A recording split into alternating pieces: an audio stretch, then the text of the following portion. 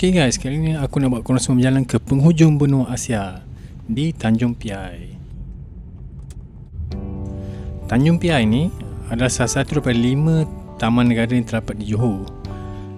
Dia ditubuhkan pada tahun 1997 dan mempunyai keluasan 325 hektar.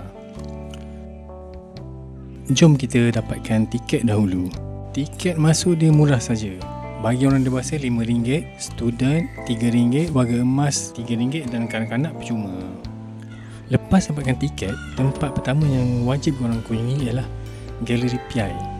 Di galeri ni, korang boleh dapat pelbagai maklumat berkenaan Tanjung Piai ni.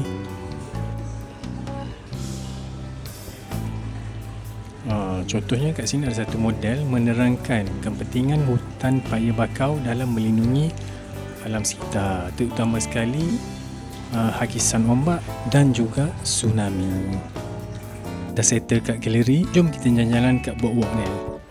Okey, laluan berjalan kaki dia ni adalah sepanjang 1.2 km.